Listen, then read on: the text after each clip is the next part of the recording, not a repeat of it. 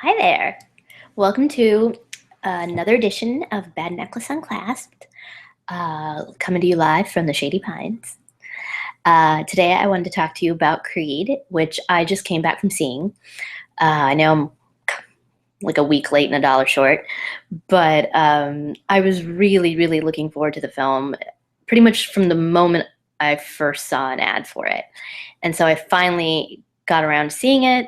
It was like on my schedule, and it was so worth it. Um, I mean, like it says on the summary for this video, feels so many feels. Um, but to be slightly more articulate about it, um, the Rocky films were really big in my family growing up. We watched pretty much a lot of movies as a family. We would go to the theater as a group. We would watch movies at home. My brother, I have an older brother, so I watched a lot of the boy movies. Um, and really just learned to appreciate all kinds of genres. Um, and I remember seeing Rocky IV in the theater.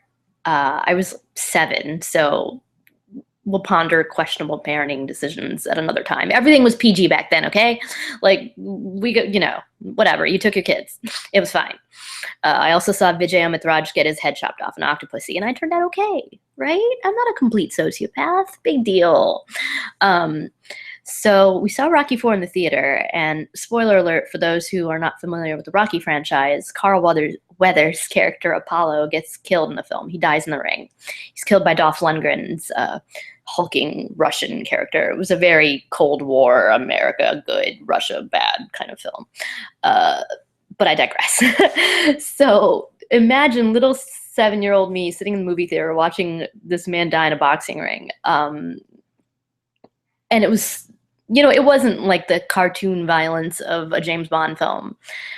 It was the kind of violence that punches you, the viewer, because it's so personal and so ugly and bloody, that it stayed with me for decades. It's still, I think, the most memorable moment of that film. I mean, yes, Rocky beats Dolph Lundgren's, Drago later on, rah-rah, whatever, but Apollo leaves a mark. And that mark and that echo is felt in Creed, from top to bottom, from the performances from Sylvester Stallone and Michael B. Jordan, to the script, to the way it's shot. I mean, it is so emotional and so classic Rocky, like the underdog story, the comeback story. And it's all about legacies and relationships and fathers and sons and falling in love, losing your love. I mean, I can't even tell you. There's so much beautiful resonance in so many of the relationships, and in the performances. Like, I cried. I'm sitting there in this fancy schmancy movie theater, the kind where the seats recline and you can put your feet up, bawling my eyes out. Like, I was so moved. And there were points too where I was cheering and I like put my hands up in the victory, like, yes. I get very interactive with my films, but it was mostly crying, because,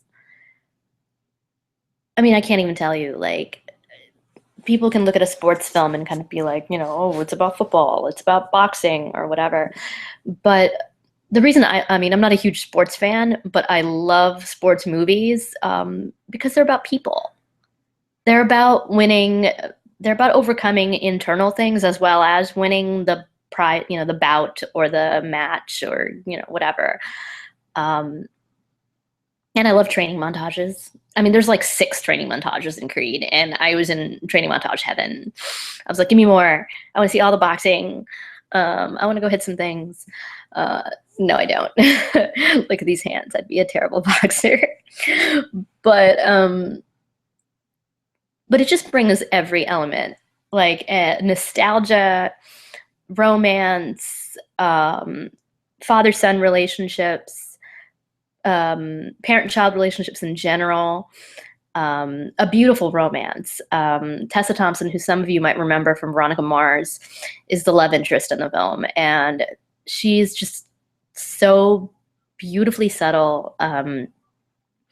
And her character has a lot of parallels to what's going on with Rocky and Adonis, but in a quiet way. And the relationship she has, with Adonis is so lovely. I mean, it will definitely remind you of Adrian and Rocky, although with less yo's.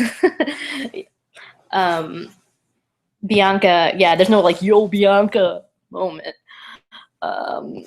But they are so lovely. And there is a romantic moment in the film that I know a lot of other people have called out, that just really struck them. And you'll know it when you see it, I hope. But Bianca and Adonis are just lovely. And Sylvester Stallone, this is probably one of the best performances I've ever seen out of him. I mean, basically, like half the time he and Michael B. Jordan were in scenes, I was crying. Like, that's just the fact of the matter. Like, he's hitting things, I'm crying. No, I'm just kidding. I didn't cry when any actual boxing was happening. That was more like sitting like this and kind of being like, ow. As I said, I get very interactive. But I just highly recommend seeing Creed. You can probably see it without seeing the Rocky films, but I don't recommend it just because you need to bring Apollo's death into it with you, because Rocky and Adonis do. It impacts them and how they react to everything. And I think the viewer is in that with them because we were there. So if you haven't seen the Rocky films, you are missing something. But I do think you can get something out of it because of the universal themes of the underdog and relationships. Either way, if you're a Rocky fan or no, just go see it. Bring tissues, lots of tissues. I'm still kind of verklempt, and probably will be for like the next day or two. Like, it will make you want to go hug your relatives. Yeah.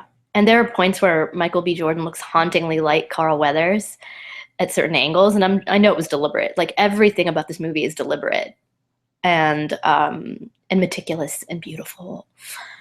And yeah, so I just wanted to take a minute to rave about a boxing movie that's not really a boxing movie. It's about more than that. It's about love of yourself, of your goals, of your family. Okay, I kind of do want to go hit something now, but in a productive way. Bye.